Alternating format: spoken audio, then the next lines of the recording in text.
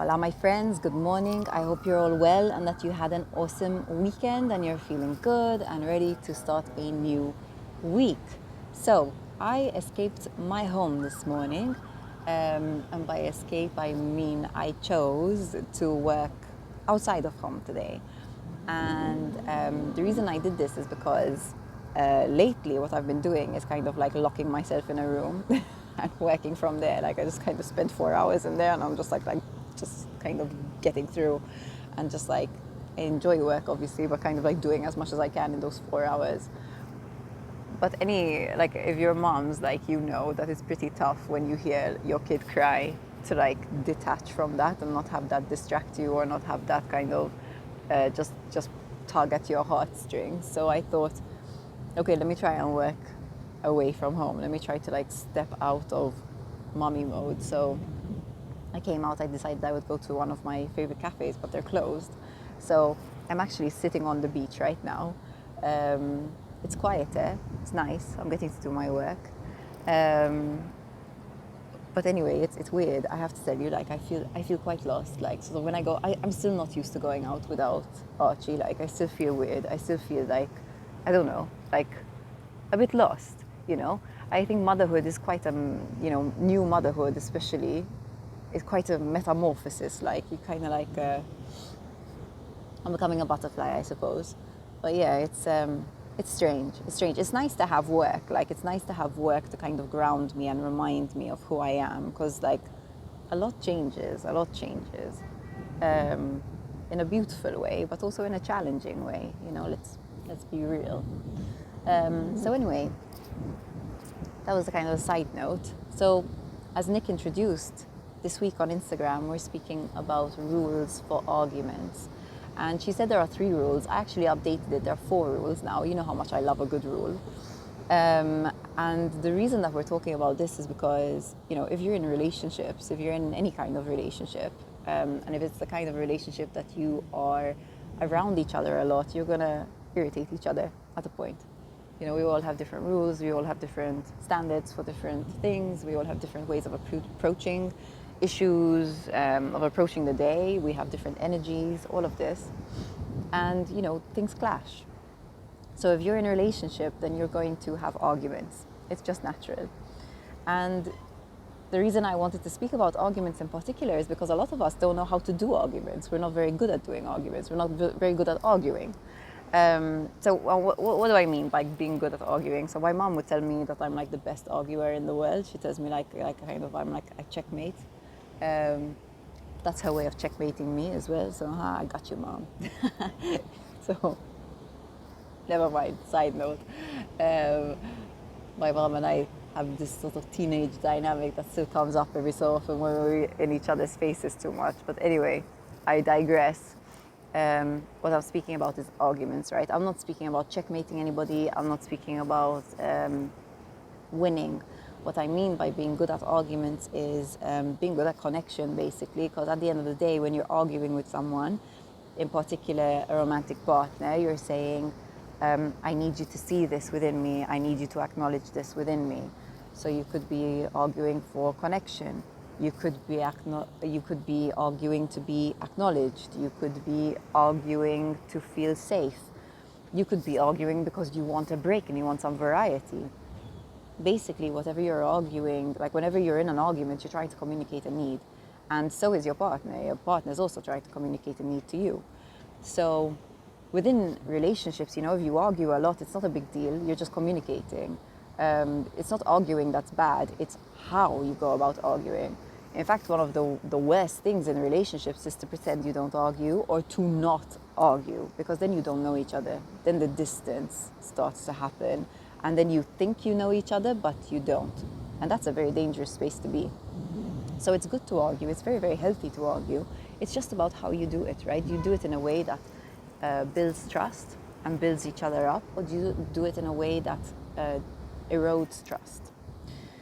Because trust is everything. Trust is the basis. It's the foundation of relationships. If you don't have trust, you can't grow. If you think about a kid, right? When a kid feels safe with their parent, they feel free to go out and explore the world and to grow. When they don't feel safe, they tend to cling and they tend to stay small, We're the same in relationships. You know, when we feel safe within our relationships, we can go out, we can explore, we can challenge ourselves and each other. You can have incredible sex lives as well because you feel safe to go there. When you don't feel safe within a relationship, a lot of issues keep being obstacles. You know, you can't grow because you're constantly fighting each other. You're constantly fighting to be seen. You're constantly fighting to be recognized. You know, so you just can't grow when there's a lack of safety. So when arguments come up, I have these 4 rules that are basically about creating safety. So rule number one is to listen with compassion. Now, a lot of people think that they listen with compassion, and they don't. So recently somebody told me something like, you know, I am compassionate, but, you know, I have my view and I have to say that. Fine, there is a time to speak your truth. But to be compassionate, to listen with compassion, is to actually put aside your own ego, your own prejudices, and your own need to express yourself just for a bit, like, so that you can actually listen, and not just listen cognitively, but so that you can feel what the other person is telling you, so that you can imagine what it's like to be in their position, and not just imagine it, but feel it.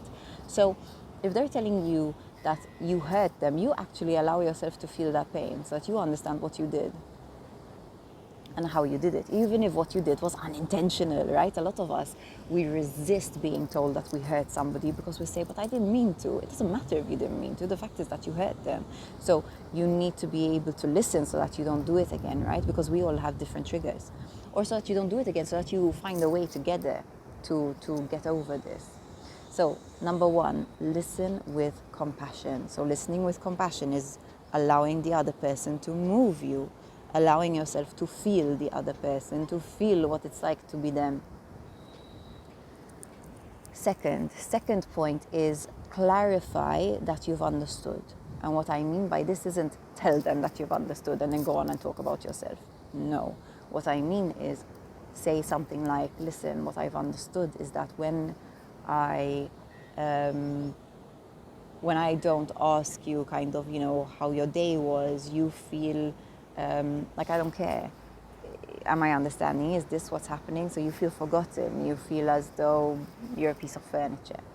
And then you'll give your partner or whoever you're arguing with the space to reply, the space to say, yes, that's how I feel, or kind of, but what I really feel is this, this, and that, right? Clarify. This is the understanding. It's through understanding that we build trust. Third rule, own responsibility for what you've done. So again, even if you didn't intend to hurt someone, you can still understand, if you want to, how you managed to hurt them, how you managed to trigger them. So own responsibility for how you contributed to that, you know? And so don't say things like, oh, I'm sorry if I made you feel that way, or I'm sorry I made you feel that way, but it wasn't my intention. You know, people do that. You know, a lot of people do that. It's bullshit. If people speak to you like that, tell them it's fucking bullshit. Like, don't let anyone speak to you like that, because they're completely just absolving, like, just kind of absolving, is that the word? Just kind of like dusting off the responsibility, and you deserve to be treated better. So owning responsibility, and obviously you do this in your relationships, right? If you want to be treated with respect, you need to treat people with respect. If you want to attract people into your lives who respect you, you need to respect them. So owning responsibility is saying things like, I see what I did. I see that when I don't ask you how you are, that it makes you feel like I don't care.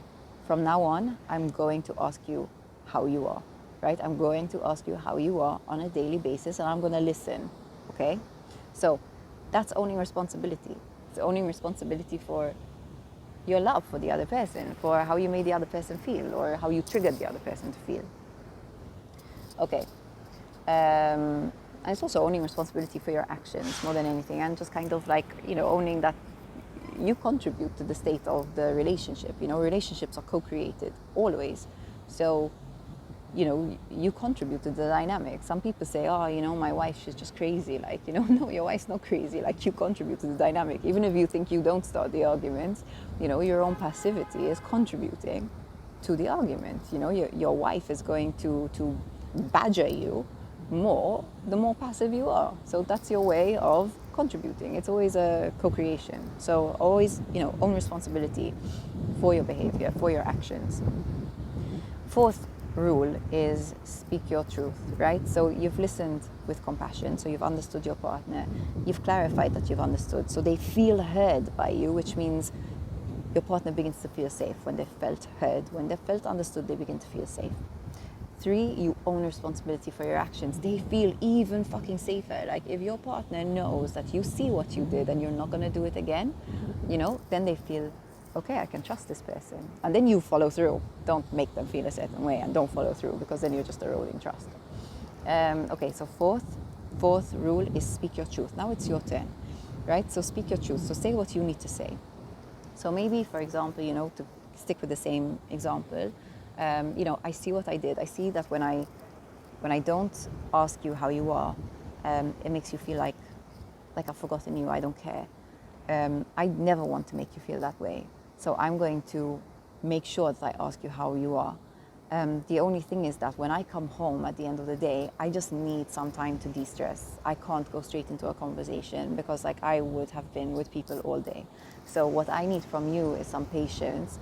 Like, just give me an hour. Like, just give me an hour to do my own thing, to be quiet, kind of unwind. And then I promise you, in the evening, I'm gonna ask you how you are. Is that okay for you? Could we work like that? That's you speaking your truth, Or it's also you saying, listen, when you did this, you hurt me as well. I need for you to acknowledge that as well, It's just about being honest. That's what speaking your truth is, It's about being honest.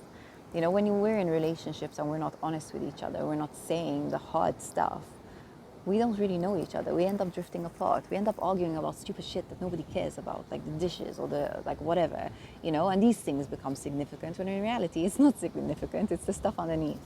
So make sure that you are communicating honestly.